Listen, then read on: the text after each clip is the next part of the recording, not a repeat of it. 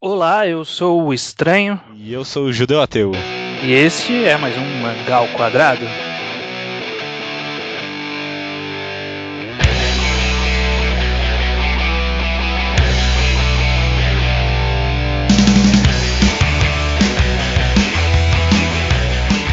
Judeu Ateu, você pode dizer para o nosso público ouvinte que ainda não sabe qual é o e-mail do Mangá ao Quadrado? Eu posso. Mas você não vai fazer. Não, chega, já falamos demais. Não, brincadeira, é mangaoquadrado@gmail.com. Só copiar e colar, não precisa de doisinho nem porra nenhuma se você for uma velha de 60 anos. Porque eu imagino que seja uma boa parte do nosso público ouvinte as velhinhas de 60 anos. A Dona Dulce, pelo menos, né? E olha que coincidência, se as senhorinhas de 60 anos estão nos ouvindo, hoje o assunto é para elas. Olha, Também, né? Também. Hoje a gente vai tentar discutir e determinar entre nós aqui o que faz um mangá ser para adultos. Quando que o mangá ele é maduro o suficiente para poder ser considerado um mangá adulto? Muito bem. Alguma consideração inicial, Judeu? Bom, não sei se é válido nem comentar isso ou não, mas uma coisa interessante, o que me fez ter a ideia para esse podcast, eu sugeri com o tema, né? Foi um programa semanal sobre videogames que eu gosto muito, chamado Extra Credits. Você conhece? Acho que sim. É um programa que eu me inspiro muito para fazer o Mangá ao Quadrado, e eles comentaram sobre um problema nos videogames, que hoje em dia muitos videogames tentam ser muito adultos, tentam ser muito maduros. Eles comentaram especificamente do caso do Max Payne 3 que saiu, que era um videogame bem... Antigamente ele tinha um tom irônico, assim, era mais engraçadão, né? Quem jogou o Max Payne primeiro sabe. E esse terceiro ele veio cheio de niilismo, cheio de sangue desnecessário. E aí eles comentaram sobre essa tendência dos videogames de terem medo de parecerem infantis. Aí eu tentei trazer isso para os mangás. Acho que não é um problema de fato, né, nos mangás, mas dá para construir também. Tem bastante imagem aí para ser discutido. Mas então acho que antes de tudo, um pouco de história. Manda bala. Você sabia, Judeu, que os mangás eram feitos majoritariamente para crianças até o final da década de 50, o começo da década de 60? Sim, sabia. Todos os mangás até ali, eles eram feitos especificamente para crianças. Sim. E foi aí que surgiu o movimento conhecido como Gekiga. Sim. Que eu já comentei por cima em um Tocast. O Tocast sobre a Shonen Magazine, ouçam lá, sempre uma propaganda. O que era esse Gekiga? Era um grupo de jovens, eles se reuniram e decidiram que eles queriam fazer histórias mais maduras, histórias piradas bastante em tendências cinematográficas, em filmes noir. Eles queriam fazer histórias para o público adulto, porque o mangá até aquela época era só para criança. E eles queriam que o Gekiga fosse outra coisa. Uma coisa é ser mangá, e o Gekiga, nem sei pronunciar essa porra direito, ia ser outra coisa totalmente diferente. Não iam ser nem dois termos que iam bater. Que nem, sei lá, comics e graphic novel. Essa que era a ideia deles mesmo antes, né? Ele, na verdade, era um pensamento até meio elitista. Eles tinham meio que preconceito com os mangás. Falavam que aquilo qualquer um fazia e que Gekiga que os verdadeiros artistas faziam. Exatamente. E foi aí que começou a surgir as primeiras histórias mais maduras. Como eu falei, foram inspirados muito nos filmes noir, aqueles filmes preto e branco, aquele clima de suspense, de tensão, um mundo meio triste, né? Uma coisa meio suja, que são muitos filmes antigos que a gente tem. E aí o seinen, o termo seinen só veio surgir como mangá na década de 80. Nossa, muito depois, né? Muito depois. Com uma grande defasagem aí, enquanto o shonen se desenvolveu por muitos anos, o seinen surgiu aí muito tempo depois. E aí o seinen, assim, é bem complicado, né? A gente utilizar o termo seinen como conotação de que é uma história adulta, né? Porque eu acho que essa é a primeira desmistificação que a gente tem que fazer, né? Sim. É o mesmo problema que o shonen tem, basicamente, né? É uma classificação por demografia, portanto não significa porra nenhuma. Exatamente.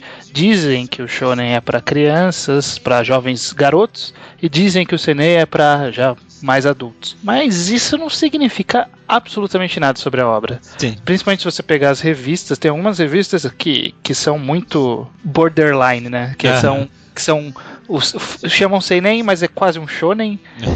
Principalmente as revistas Jump, que são seinen, Ultra Jump, a Ultra Jump principalmente. Enquanto tem outras antologias shonen que são quase um seinen de conteúdo. Então, assim, só a demografia não disse o mangá é maduro. Pra provar isso aí, você já teve a desagradável experiência de classificar tudo que fosse seinen no Manga Updates lá no Releases? Já. Mano, já. Cada moe que aparece lá é muita merda que aparece junto, é muita coisa ruim. Que não tem, tipo, nada que você imagina quando você pensa em seinen. Isso até porque a gente acaba conhecendo aqui meia dúzia de revistas, e a gente esquece que lá no Japão tem uma caralhada de revistas saindo. E tem muita coisa que é para nicho, mas que é seinen.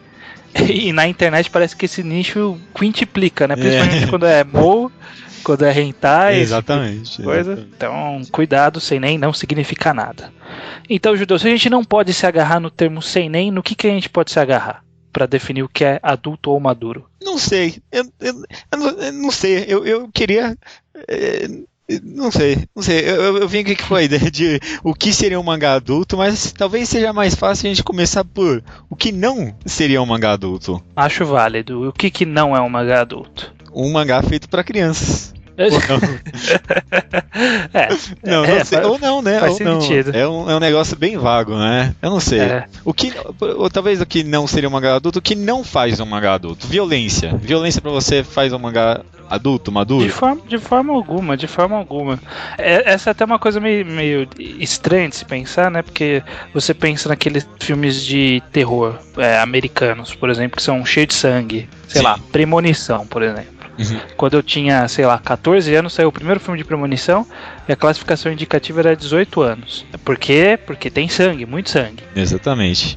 Mas eu fui no cinema, fui com a mãe do amigo meu lá e a gente pôde entrar. Quem vai no cinema pra ver esse tipo de coisa, grande parte é menor de 18 anos. Não, você até deu um bom exemplo, né? Porque Premonição é filme pra garotos de 14 anos, né? Ninguém com 18 anos gosta de Premonição.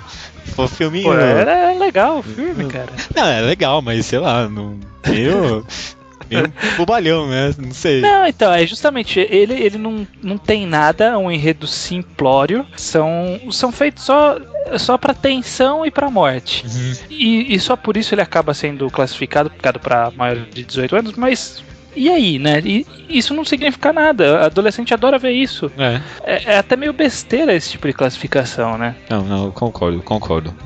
Essas classificações indicativas, né? Bom, ninguém leva a sério mesmo, de qualquer jeito. Então, violência, sangue, não classifica como adulto. Riscado.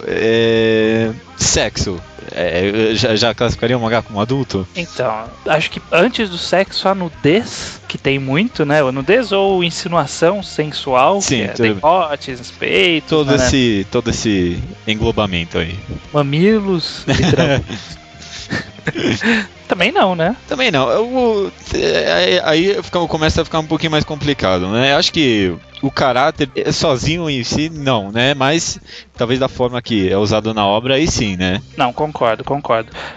Porque, assim, aqueles fanservices gratuitos, né? De um decote, um peitinho que sai. Assim, claro que não tô generalizando, mas normalmente não é o que um adulto está procurando tá lendo no lugar.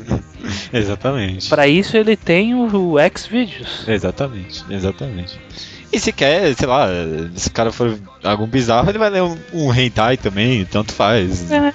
Não vai procurar isso numa história whatever aí. E a gente cai na mesma coisa, né? Quem gosta disso? Adolescente que tá maluco com os hormônios da flor da pele, levando embalagem de meia calça pro banheiro. Aqueles banhos demorados. 2 horas no banho.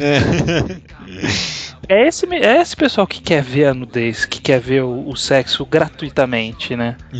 Eu concordo com você. Mas aí tem várias formas de usar numa obra, claro, a gente não tá generalizando nem nada, né? Tem muitas O mangá, por exemplo, Believers, que eu cheguei a ler, ele usa a sexualidade e os negócios assim de uma forma bem interessante. Você chegou a ler esse mangá?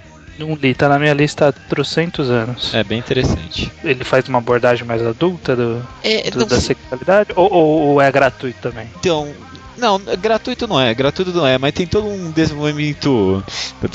Esse termo aí é meio cafona, sei lá, mas é todo um desenvolvimento psicológico por trás. É um negócio. É meio vago, né? Mas é bem interessante. Enfim. Então, acho que a gente eliminou as duas características, os dois fatores de choque principais de uma leitura, que é a nudez, o sexo e a violência. Uhum. Só isso por si só também não caracteriza um mangá adulto, né? De forma alguma. Vamos um passo além. Niilismo numa obra. O que é niilismo, pra quem não sabe, Judeu? Uma rápida explicação. Você tá brincando com...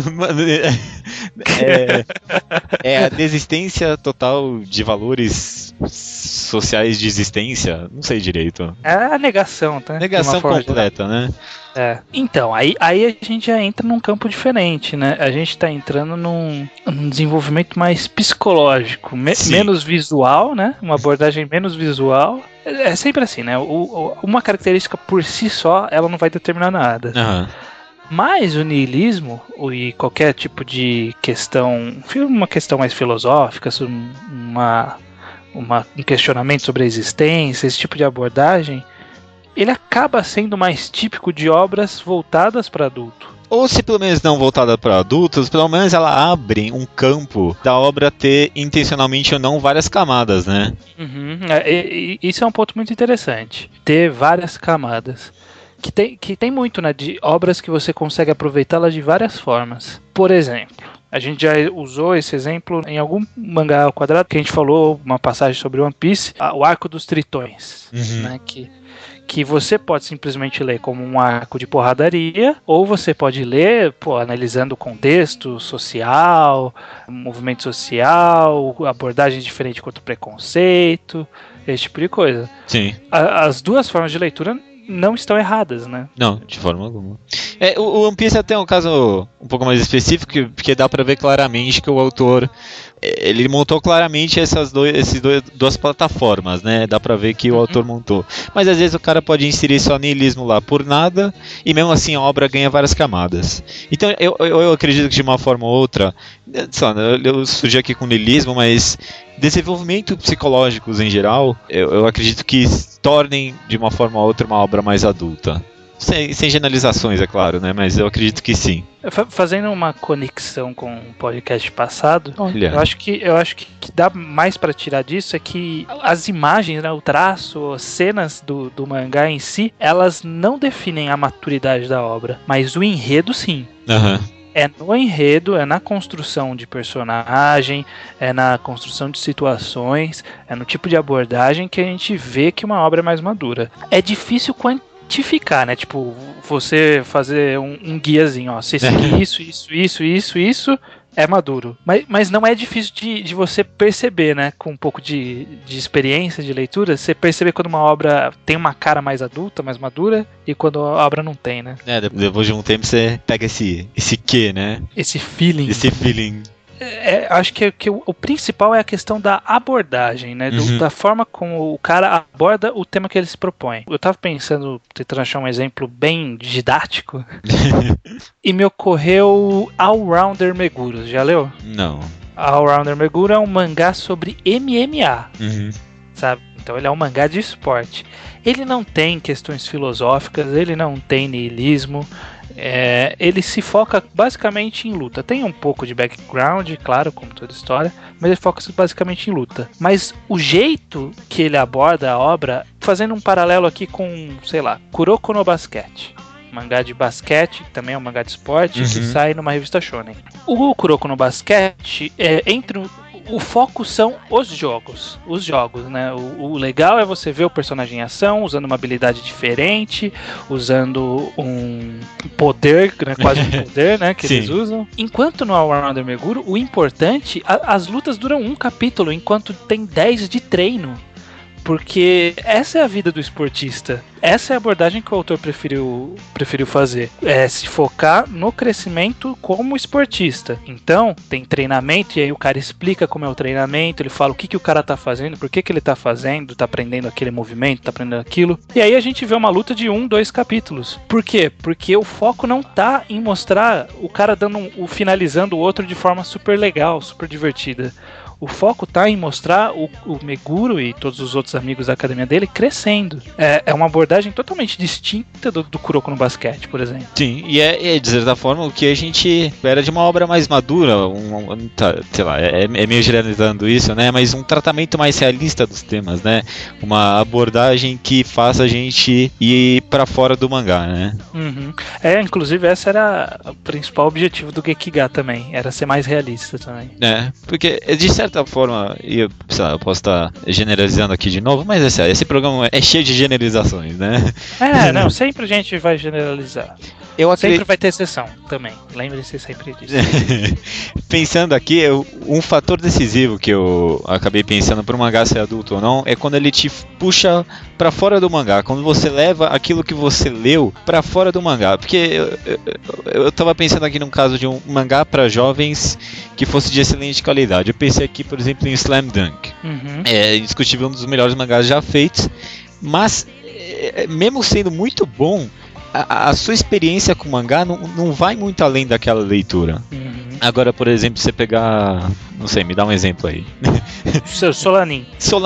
Você pode ficar dias e dias pensando depois de terminar ali. Mesmo talvez não sendo da mesma qualidade de Slam Dunk. Não tô nem falando que ela não é. Mas mesmo se não fosse, é algo que você leva pra depois. Quando você começou a falar disso, a primeira obra que eu pensei foi Koku no Hito. Porque eu tô maluco por Nossa! Eu tô planejando começar a fazer escalagem, montanhismo, qualquer palavra em português que eu... Climbing. Eu tô com esse plano, cara, pra vida, porque me deixou maluco aquilo. Nossa, é foda mesmo, né? Enquanto eu não fiquei tão maluco por jogar basquete, por exemplo. Caramba, que interessante isso que você falou agora. De fato, realmente. Não, realmente é. Acho que, não tenho plano de fazer montanhismo, mas eu fiquei, sei lá, com vontade de conhecer as montanhas também, né? O mangá dá essa sensação mesmo de você tentar experimentar a mesma coisa que o Mori experimenta. Você quer ver o que ele viu, né? Como ele viu, como é aquela sensação que ele tenta passar pela obra. É uma coisa muito interessante, é muito feeling isso, né? Tipo, não dá pra gente fazer uma listinha do porquê que ele passou esse feeling. Mas é a abordagem, aquela questão, né? A abordagem. Ele poderia ter feito um mangá se fosse com uma abordagem mais jovial. Sobre poderes de escalar. Só competição. Não, só uma competição de escalagem. Parar ali nos primeiros 2 volumes de Koku no Hito, sabe? Que é o menino treinando. Como parecia que ele ia ser no começo. De escalada. Se ele continuasse naquela mesma pegada, seria uma coisa totalmente diferente. E poderia ser bom também. E não seria um mangá maduro. Poderia ser bom. Mas não vamos fazer o disclaimer aqui, né? Como sempre. Maduro não é sinônimo de qualidade. De fato. E assim como não ser maduro não é sinônimo de ser ruim.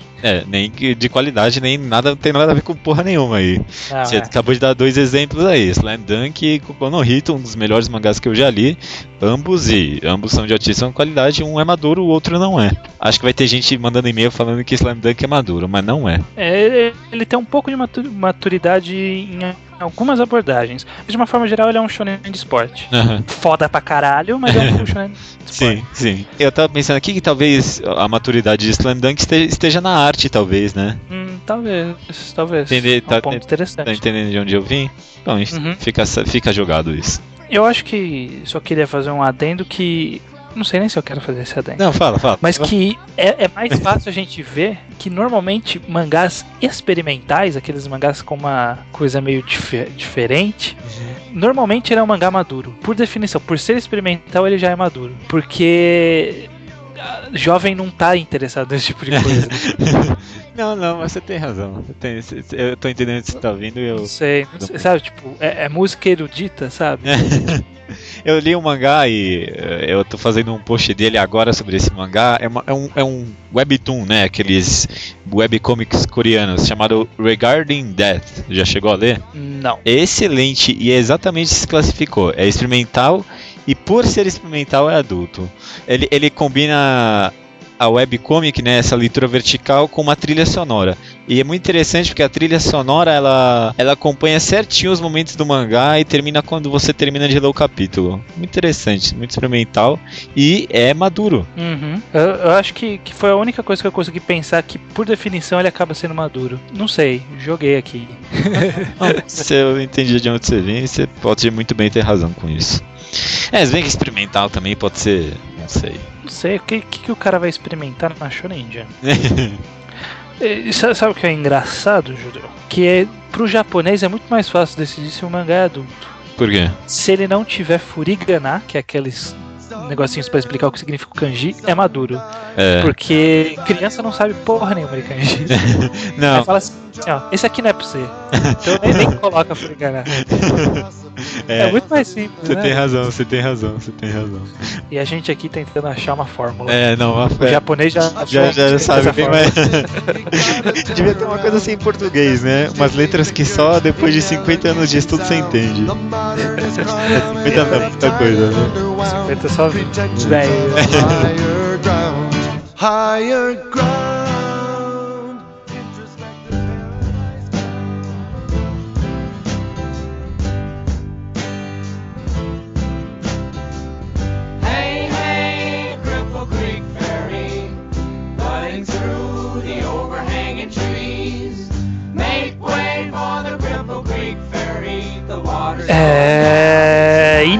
E-mails, meu Deus, caramba, vamos lá. Judeu, primeiro eu queria me desculpar com alguns leitores que mandaram e-mails, porque eu acatei alguns e-mails na caixa de spam.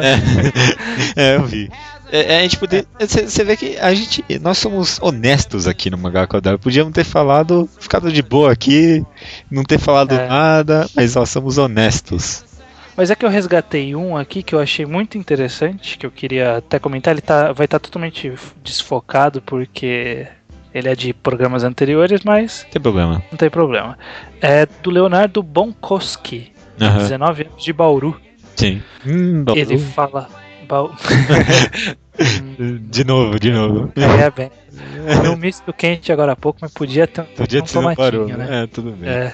Ele fala sobre o Solanin, que ele se identificou muito com a obra. Ele cita o caso da vida dele, que ele terminou a escola e ficou 2 anos sem fazer nada, com muitas dúvidas de qual rumo tomar, questionando se estava preparado para entrar no mundo adulto e ter um emprego.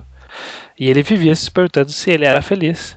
E aí, ouvindo o podcast do Mangatologia, ele conheceu a obra, foi atrás, ele adorou, se identificou totalmente e tudo mais. Mas eu selecionei esse e-mail porque ele dá uma dica para quem quer comprar o Uzumaki, que eu comentei que um pouquinho de caçada você encontrava. Ele me passou pra gente o endereço do site rika.com.br, que lá vende os 3 volumes de Uzumaki, tá até mais barato que o preço de cá. Baratinho, tá, viu? A gente coloca o link direto pro Uzumaki no post, eu coloco. Beleza. Também foi uma então, boa quem dica. quiser, não tem mais desculpa, né? Não tem mais desculpa. Eu tô até pensando em comprar, porque eu só tenho o primeiro volume aqui comigo. Olha aí. Eu vou comprar depois da Fast Comics, se eu não achar lá. Justo. Aliás, recadinho rápido, né? Eu e você estaremos no Fast Comics. Distribuindo autógrafos. Não, tô brincando. Mas estaremos lá, né? Não sei se o próximo vai sair a tempo de vocês escutarem ou não, né? Você tá com os planos de fazer que sim. Mas se não, estaremos na Fast Comics esse sábado. Esse não, né? O próximo. Mas... enfim. Dia 20 a gente vai estar lá, perdido no meio de um monte de outros blogueiros que vão estar por lá. É verdade, né? Você que quer conhecer a gente, olha só, meio prepotente isso, né? Você que sempre quis me conhecer, pode ir lá, vou bater papo com todo mundo que gritar aí o judeu ateu. Até porque, pessoalmente, ninguém fala amigo Chase, então tá tudo certo. A gente não precisa evitar ninguém. Né? Exatamente. E o judeu vocês reconhecem pelo VideoQuest, então é fácil encontrá-lo. É verdade, é um branquelo de óculos magrelo. Se bem que numa Fast Comics vai ter muitas pessoas assim, né? Vai ser 80% do povo. Beleza, puxa o e-mail aí. Gostei bastante do e-mail do Alexandre Barbosa da Silva. Vou até ler aqui. Além disso, blá blá blá blá blá, há também a possibilidade de usar os balões e o letreiramento para ajudar a construir a narrativa. Aí ele perguntou se alguém já leu Sandman. E é verdade, a gente não chegou a comentar sobre isso, mas você vê quantos aspectos tem numa obra, né? Nessa mídia que a gente comenta. O letreiramento a gente não chegou a comentar, mas, sei lá, queria soltar isso, que o letreiramento é algo tão importante na obra quanto. A maioria das pessoas acabaram comentando que o mangá funciona como algo mais homogêneo do que a gente tentou descrever, né? Mas é que a gente queria dissecar mesmo.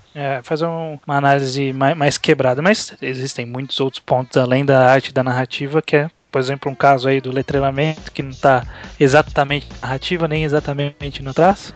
Bom, enfim, o próprio Alexandre, rapidinho, judeu, só queria fazer uma explicação, porque ele mandou um olá judeu, olá estranhou, e mandou entre parênteses, é com W ou não? Eu acho que muita gente deve se confundir, então eu vou explicar rapidamente. O apelido é estranho. Estranhou, o W que eu incluí, foi porque em muitos lugares, na maioria dos lugares que eu tento criar o login estranho, já tem algum maldito estranho lá. Quem diz. Então eu tive que criar uma variação para locais onde eu não consegui logar como estranho. Já aconteceu alguma vez de ter estranhou em algum lugar? Já, no ESC-FM. Filho da mãe. E o que eu mais odeio de tudo é que o estranho do Twitter, @estranho, o cara tweetou uma vez há 4 anos atrás e nunca mais tweetou, filho da puta. Tô no aguardo dele apagar a conta dele e eu roubar. Tá sempre de olho lá. Eu abro lá periodicamente pra conferir se o cara tá lá ainda. Mas é isso, tá explicado. O próprio Alexandre, ainda no e-mail dele, ele fala o seguinte, além da diagramação, ele fala que a disposição dos quadros, além como que é? Letração? Como é que é? Eu coloquei eu falo letreiramento, não sei se tá certo ou não. Antes ele fala que também a diagramação faz parte é um outro ponto importante na história e tal. Ele fala o seguinte, que a única diferença dos quadrinhos, sendo mangá, comics ou qualquer coisa, para o texto literário é a presença da arte como fator determinante para a narração. Isso faz toda a diferença. Então nada mais justo do que afirmar que os desenhos devem contar uma parte da história e não deixar o texto contar tudo, pois fica redundante e, na minha opinião, é o maior defeito que um quadrinho pode ter. E eu concordo com ele nessa questão, né? De novo, é complicado, né? Porque não é só arte, é o que ele mesmo falou, né? É diagramação, letramento, tudo isso aí, né? Então, às vezes não é nem a arte, assim, especificamente, mas eu concordo também. Ele termina falando respondendo a pergunta, né? Se ele leria um mangá com um enredo merda e uma arte foda, ou com um enredo foda e uma arte merda. Ele cita de exemplo que ele comprou as cegas do Deadman Wonderland. Falou que o primeiro volume era mais ou menos legal e a arte era foda, e que do segundo pra frente fica uma merda, a arte fica redundante, e aí ele mandou pro caralho. Tudo bem. Eu comprei só o primeiro volume, nem tentei mais. Nem comprei porque eu já sabia que ia ser assim. Já tinha um feeling. O engraçado é que uma coisa que eu reparei é que acho que muita gente nesse podcast, o feitiço virou-se contra o feiticeiro, né? Porque muita gente foi ler Liar Game depois que eu fui falar mal, né? E muita gente gostou pelo jeito, então minha opinião é uma merda. Quem comentou isso foi o Leonardo Souza, 16 anos do Rio Grande do Sul, que ficou muito chateado, a gente não leu o e-mail dele no programa passado. Não tem tratamento especial aqui não, é todo mundo igual. Cara, tem que fazer por onde.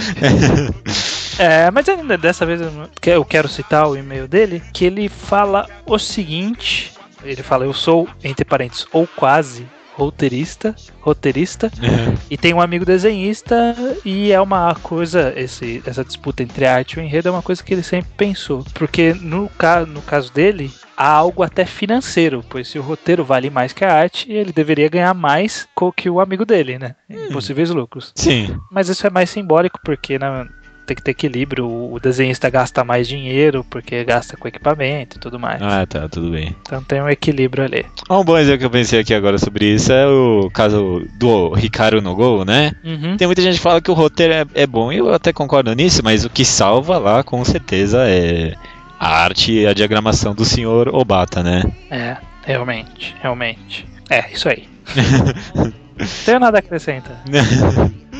Não, quem comentou também sobre isso foi o Max Andrade, né, lá no Magatologia. Ele deu um exemplo aqui bem interessante, na minha opinião, que ele falou que, aqui, ó, só para reforçar e exemplificar, a maioria dos mangakas hoje em dia não chega perto do nível técnico das HQs mainstream americanas. É verdade, né? Se você pegar mesmo essas semanais, mensais, super mainstream da DC ou da Marvel, tecnicamente falando, o nível técnico é bem melhor, né? Principalmente porque tem todo um traço, né? De traço, de detalhe, de colorização, tudo isso aí. Agora, é que ele comenta, né? Que talvez que chance teria o Kishimoto só como roteirista, só como desenhista? Nenhuma, né? Uhum. Eu acho que essa até acaba sendo uma vantagem do mangá, que ele é uma obra mais autoral, né? Uhum. Porque o comics, o complicado é que ele... Complicado não, né? O negócio que tem em relação a ele é que passa por muitas mãos. Então o traço ele é melhor, mas passou pela mão do desenhista, passou pela mão do colorista, passou pela mão do arte finalista. Letreirista. Letreirista, então vai ficar melhor mesmo. Pra exemplificar o que a galera falou, que a gente comentou, que não é só enredo, não é só arte, para o e-mail do Caio Martins Donini, de Campinas 24 anos, que a gente zoou uns programas atrás, falou que agora não tem mais volta. Ele mandou e-mail bem interessante mesmo. Ele fala assim: diferente do que foi dito por vocês, imagino que este assunto tem um fundo até um pouco mais simples. Não vejo a arte e o enredo como complemento um do outro.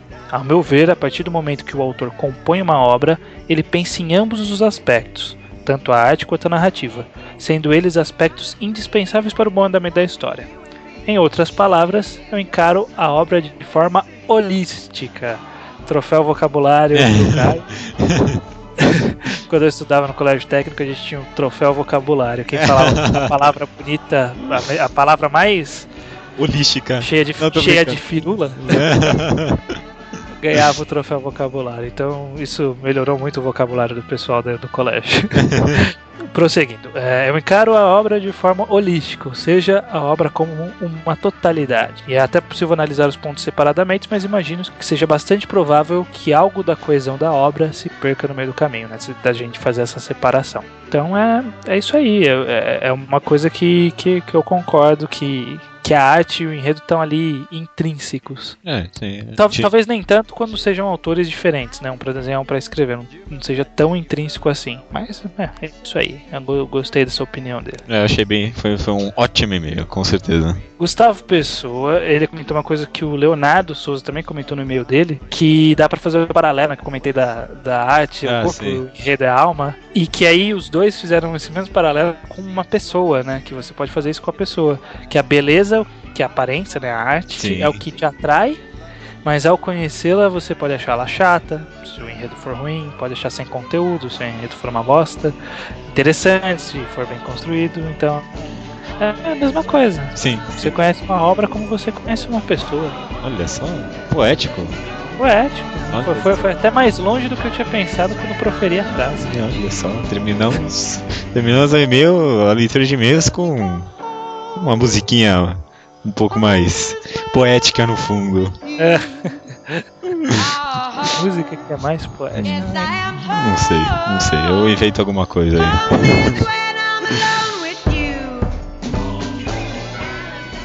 書き鳴らせ存在をここにいると新たな旅が今始ま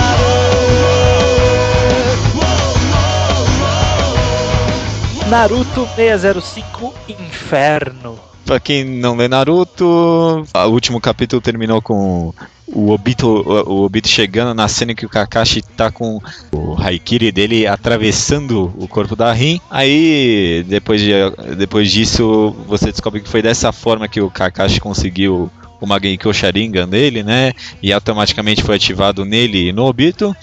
Aí o Kakashi desmaia, o Obito entra em um modo super rage do caramba e começa a matar. Berserk. E começa a matar todo mundo com o poder de madeira que ele adquiriu lá. Com aquele bicho estranho que tava em volta dele. Sim. Foi um capítulo tão ruim, né? Você teve essa sensação? Ficou um gosto amargo na boca no final, quando eu li o capítulo. Eu achei filler. Não, tão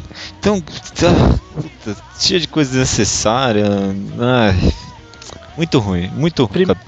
Primeiro dizendo que a previsibilidade do Kishimoto é tanta que eu previ que ele ia fazer, que ia ser, ele não vai procurar explicação, ele simplesmente ficou maluco e saiu matando todo mundo. Então eu não quis entender o que aconteceu na cena. E foi tão previsível que você também acertou, né, Judeu? Você vê que merda. Deixou no ar que tinha alguma coisa na Rin, que os caras da névoa estavam entendendo, tipo, a gente conseguiu ativar agora e o cara matou ela. Sabe? E era justamente da névoa, né, que eu tinha falado. Então justamente. Não tá muito bom, não.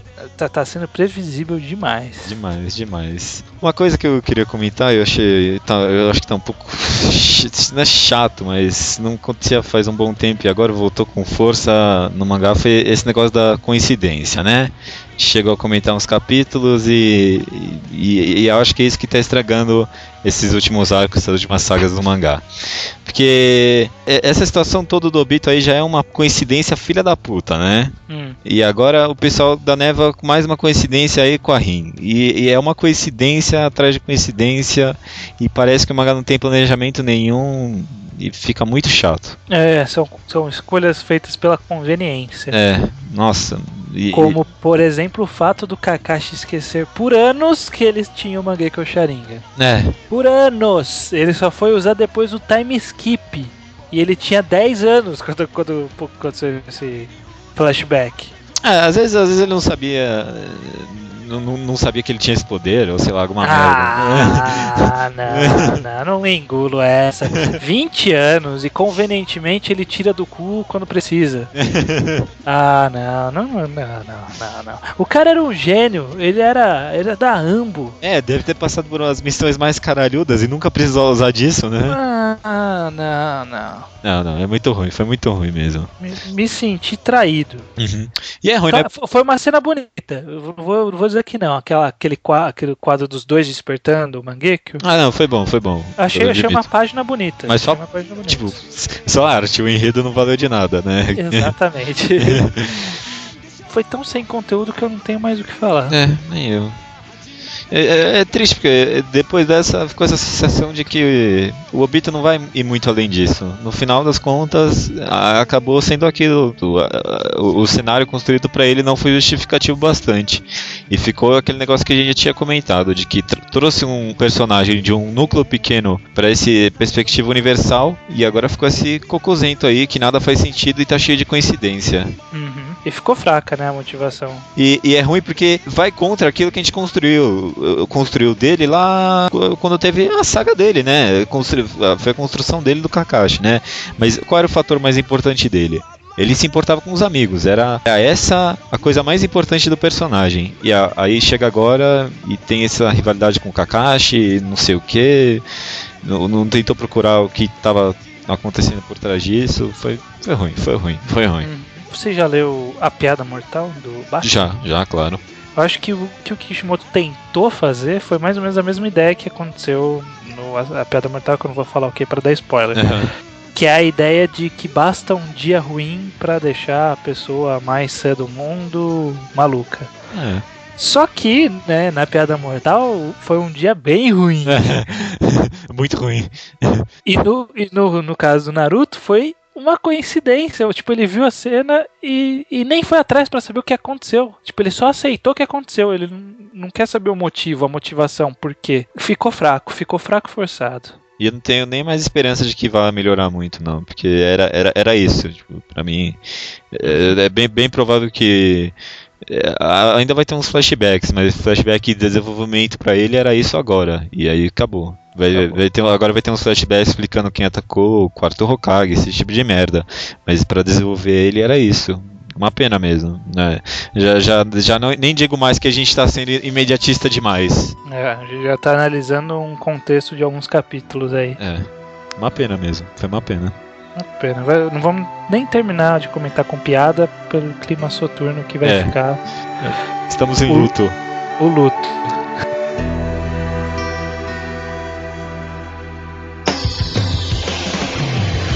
かつてこの世の全てを手に入れた伝説の海賊王ゴールド・ロジャー。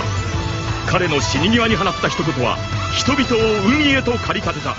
One Piece 684, abre aspas, pare Vegapunk, fecha aspas. Resumindo, primeiro teve um pequeno embate entre Vergo e Smoker. Posteriormente mostrou mais um pouquinho da fuga, a interação Sanji e Tashigi. Sim. Bem curtinho. E aí mostrou o plano do o plano atual do Caesar Claw, de prender todo mundo e matar todo mundo do mesmo jeito.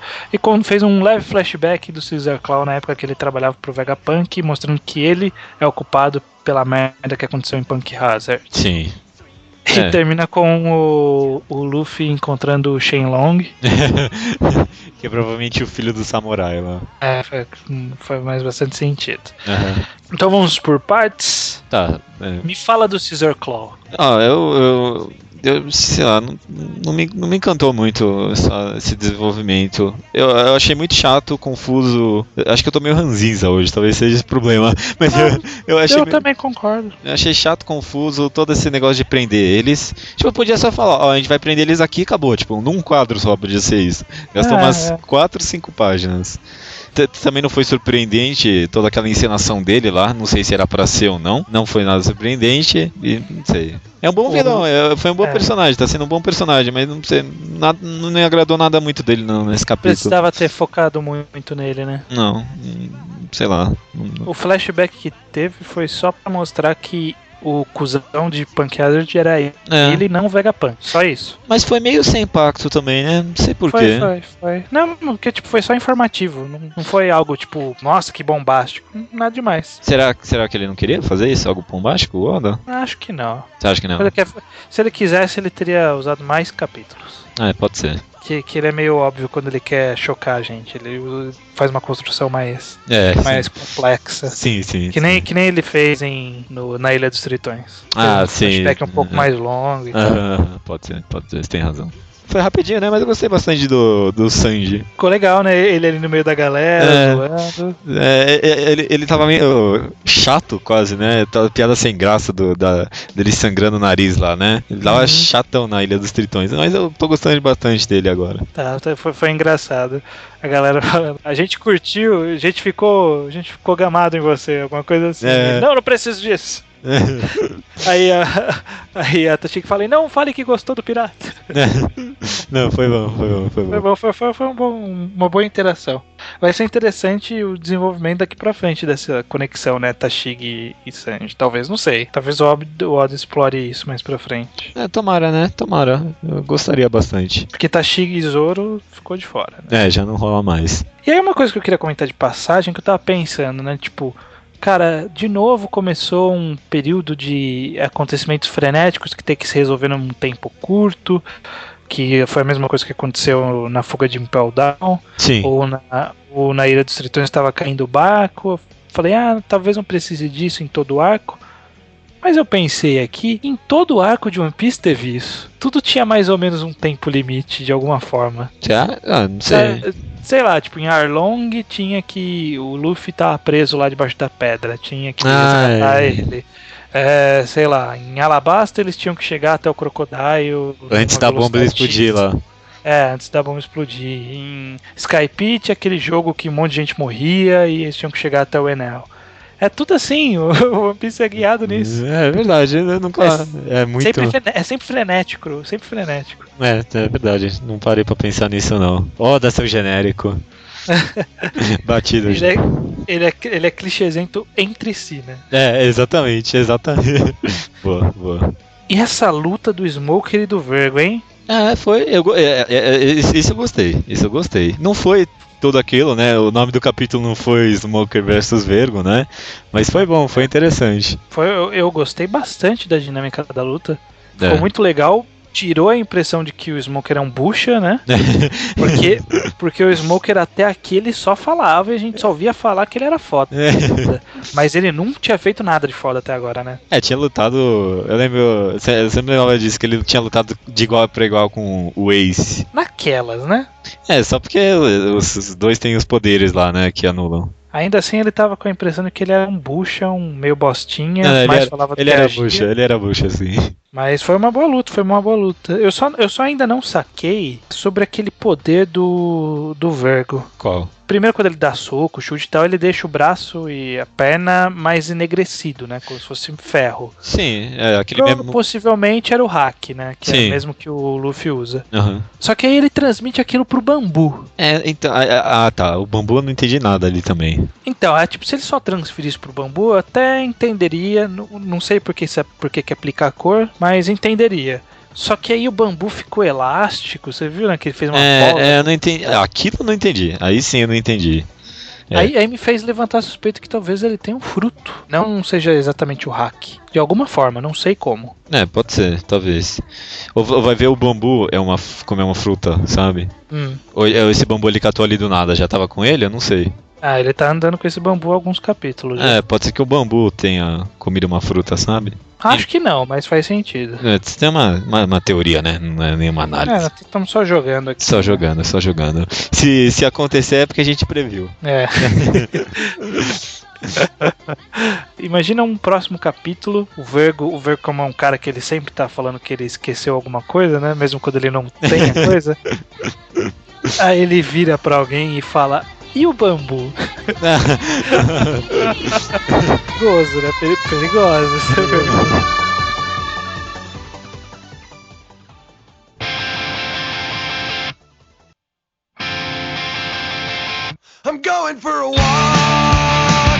Toriko, capítulo 207. O Jantar dos Reis. O que tivemos nesse capítulo, Judeu? Em encerramento do capítulo, né, eles lançaram um poder que, para alegria de todo mundo, né? Eu fiquei muito contente que não foi um Kamehameha, né? Acredito que você também.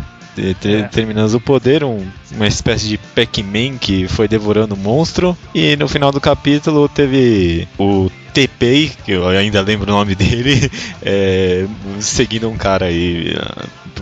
Vai ter alguma misterioso. Exatamente. Primeiro que eles falaram tanto que ia comer o bicho e no final a bola lá come tudo, né? Como que eles vão comer o bicho? Será que a energia vai passar pra eles? Alguma merda assim? Não sei. Não sei também, ficou meio estranho isso. Não, mas eu fiquei contentíssimo com esse ataque. Vai bem melhor. Uma porra original do caceta. Um Pac-Man. Antes um espermatozoide com dentes do que uma Genkidama. Concordo, justo. O capítulo foi até que bem tranquilo, foi de encerramento, né? Tal. Só queria chamar a atenção pro Zebra no momento que tá todo mundo rezando pra comida e ele tá de boa. É engraçado que o Shimabukuro até chegou. Ele não explicou, né? Mas deu uma justificativa dessa mesa de jantar, né? Todo mundo finésimos. Mas na página dupla eu fiquei olhando pra esse monstro do coco e agora, mano, perdeu qualquer terror que tinha o negócio. Os outros ainda eu consigo enxergar, mas esse monstro do coco é que nem você já viu a menina do Chamado sem maquiagem normal? Perde todo o terror do negócio. Mesma coisa. Parece só uma pessoa assustada, né? É verdade, é isso aí. Ainda mais fazendo essa boquinha aberta sem mostrar os dentes pro monstro cheio de pênis saindo. Não pegou bem. Ele cheio de buracos aí na cara, né? Ok, né? Entendemos o recado, Shimabuku. E o TP, será que agora vai? Não, tem que ser agora. Assim, eu não acho que ele vai fazer uma luta, mas se ele mostrar uns golpezinhos já vai ser legal. Eu quero. Eu acho que a minha relação com o TP até agora é a mesma coisa que você criou com o Kiss no começo, né? Eu só quero ver ele fazer alguma merda. Não, mas ele teve uma vez lá que ele usou uma sequência de golpes que foi uma cena bonita, que é um quadro que ele dá vários golpes assim no bicho pra desacordar. Você não lembra dessa cena? Lembro. Lá no Ice Hell ainda, né? Então. Ele foi um cara de respeito. Não, foi bom, você tem razão. Tem mais hype dele do que qualquer outra coisa. Bom, vamos ver, né? Vamos ver. Eu não Tomara. acho que ele vai lutar, mas se ele mostrar que ele é foda, já fico feliz. Também. Bom, como esse é um capítulo praticamente, talvez não seja ainda, porque ainda falta mostrar qual é a desse cara, mas ele é praticamente um encerramento de arco. Então a gente dá uma visão geral do que achou do arco. Judeu, o que você achou de toda essa luta, o 4 besta contra os 4 reis? Eu fiquei pensando aqui, toda essa saga aí vai dar o quê? Um volume inteiro ou 2, será? Acho que um volume. 1,5. Vai dar um volume. Se ele conseguir fechar esse volume, vai ser bem gostoso. E eu imagino que ler isso aí no volume deve ser muito proveitoso. E ler semanalmente foi extremamente proveitoso. Muito. Eu sempre comento isso aqui, mas Shimabukuro acho que é o cara que mais sabe fazer capítulo semanal mesmo. Capítulo semanal. De você ler o capítulo, você sentir que ganhou alguma coisa com aquilo. É empolgante de alguma forma. Mesmo quando ele é meio simples. Todo capítulo. O cara sabe pacing, né? Acho que a gente sempre fala isso e acho que, sei lá, uma das melhores sagas de Toriko até agora. Eu vou jogar isso. Foi bem divertida mesmo. Foi bem divertido. O que você achou do 4 besta como monstro? Você achou que ele impôs respeito ao final no conjunto da obra? Parando aqui pra pensar. Não, eu lembro que teve uma cena. Não, eu não gostei dele como. Que não dá nem pra falar que é um vilão, né? É um monstro, né? Mas acho que no final não vai ser algo que eu vou lembrar muito. Apesar de que teve umas cenas bem interessantes com ele, mas no geral não foi algo que me agradou muito esse aspecto específico. Você gostou desse monstro, né? Vilão, entre aspas? Então, eu gostei da ideia, mas eu acho que ter todas aquelas frescuradas me irritou um pouco, principalmente essa forma final. Eu acho que se ele tivesse, sei lá, absorvido os 4 bichos lá e virado um e ficado daquele jeito, e talvez um design mais bonitinho do que só um marshmallow gigante, sei lá. De pênis, um marshmallow de pênis, né? Não, eu concordo, mas tudo bem, eu não vejo nem isso como um defeito, mesmo porque essa saga inteira introduziu tanta coisa, né? Acho que a gente deixou isso claro bem nos mangás quadrados iniciais, né? Que essa saga agora de Toriko vai ser pra mostrar que eles estão prontos pro Gourmet World, né? Daqui pra frente. Mas eu acho que a parte que eles estavam lutando com monstros separados foi muito boa, né? Foi. Não, a gente pirava naqueles capítulos, porque eram sensacionais. A introdução dos monstros foi muito boa. Lembra daquele capítulo que... soltam todos os poderes. Muito bom. Que os monstros destroem tudo que foi construído durante o mangá inteiro. Essas partes aí foi uma parte bem marcante mesmo. Eu acho que como uma saga de transição, né, saindo do... Eu imagino, assim, eu tô postando minhas fichas que daqui pra frente é Gourmet World. Por favor. Considerando isso, e como saga de transição, acho que foi muito boa. Ela mostrou bem a que veio e o que a gente vai ver daqui pra frente. É bem aquele negócio que a gente até chegou a comentar em comparação com One Piece, que o One Piece tentou fazer isso e mais toda aquela analogia com racismo, preconceito e blá blá blá, né? E por isso que não deu certo, porque foi muita coisa. O Toriko focou só na transição e deu certo. Foi até um pouco mais simplório, entre aspas, né? Mas funcionou. É porque o Toriko ele é mais simplório em termos de construção de mundo, né? Ele não tem muito aprofundamento, sabe? Aqueles conflitos ideológicos. É uma coisa bem simples. Os caras maus que querem comer tudo e os caras bons que não querem deixar os caras bons comerem tudo. Só isso. Exatamente. Então é bem simples. Concordo. E é uma coisa também muito mais sem limite, né? Parece que nunca... É um crescimento assim que nunca vai parar. O One Piece, apesar de ser um universo expansível, ele tem uns conceitos lógicos, uns limites definidos ali, né? O Toriko pra mim parece que é um negócio que vai... Pode crescer infinito. No próximo capítulo pode aparecer um monstro espermatozoide Pac-Man que vai comer um monstro. E não vai ter justificativa nenhuma isso aí. Só que é vontade de comer. Tipo, isso só. Você quer dar uma nota pra esse arco, Judeu? Uma nota? É uma complicado, né? Nota é complicado, dá, mas joga aí qualquer coisa.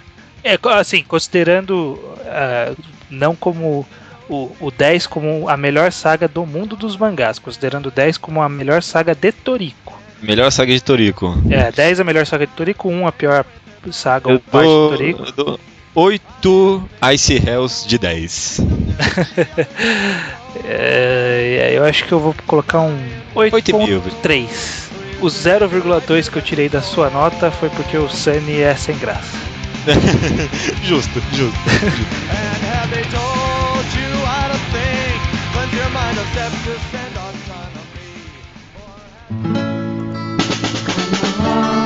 With me to a town beside the sea, we can wander through the forest. Recomendação da semana. Sempre variando. Recomendação está meu cargo novamente estranho. Eu vou ser um pouco simplista na minha recomendação. É muito provável que bastante gente já vai ter lido. Principalmente porque o que eu quero sugerir é um one shot. Um one shot, mangá, uma história de capítulo único, normalmente entre umas 50 a 60 páginas, autoconclusiva. Não é incomum você ler muitos one-shots ao longo de sua vida, como fã de mangás. Então eu quis sugerir um dos melhores que eu já li. Já até imagino? Não sei. Qual que você imaginou? Island. Exatamente. Que filho da mãe você.